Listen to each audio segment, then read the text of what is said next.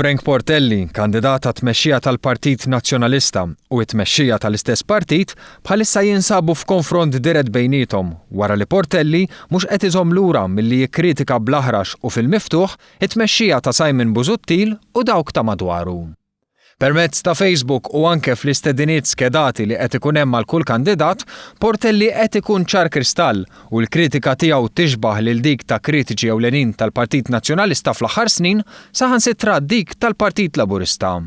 Bl-aħħar okkażjoni fejn għamel dan kienet fuq ir-radju tal-Partit Nazzjonalista fi programm fejn ma tieħdux telefonati. Inna nirripetu dawn l-istess żbalji mit-2009. Ġiet l-elezzjoni ta' 2009 tal-MPs u lajnat kaxkira. Għax in-nies kienu tawna l-aħħar ċans. U għandna m'għadniex. Fil-waqt li tkellem fuq l-attitudni superva tal-Partit Nazzjonalista ma qatx idur mal-lewża meta ġie biex jitkellem dwar suġġetti partikolari, fosthom il-każ tad-DB u l-involviment tal-Viċi Kap Mario De Marco. Mela aħna qed nikkritikaw l-SD Group, is-Silvio De Bono Group, u mbagħad ikonna aħna membri ta' dal-partit, parti bid-diriġenza, illi kienu l-avukati ta' dan il-grupp. Is-sejna jistgħu jivvutaw li ma jistgħux jivvutaw, ma jivvutawlix affarijhom.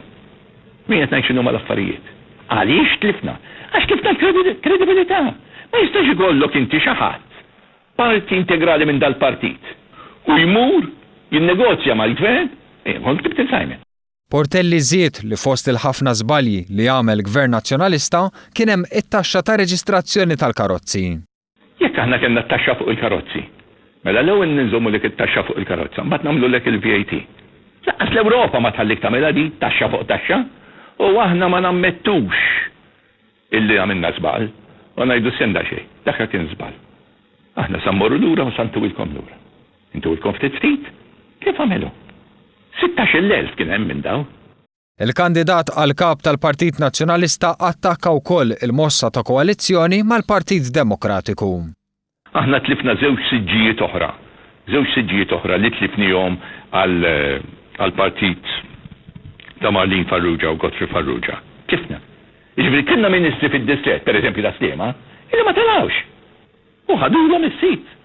Mossa oħra ta' Simon Busuttil li kritika bisħieħ Portelli kienet dik li għamel il-blogger Daphne Caruana Galizia parti ċentrali mill-kampanja tiegħu.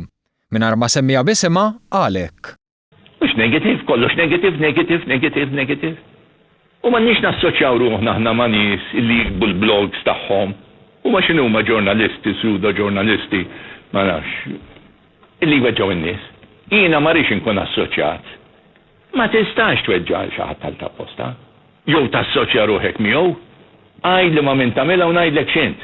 Aħseb wara kemm sammur mass meeting u nikkwota lil persuna. It-tmexxija tal-Partit Nazzjonalista xejn ma jkuntenta b'dan l-aġir ta' Frank Portelli li ħalef li ħadd mhux se jalaqlu ħalqu.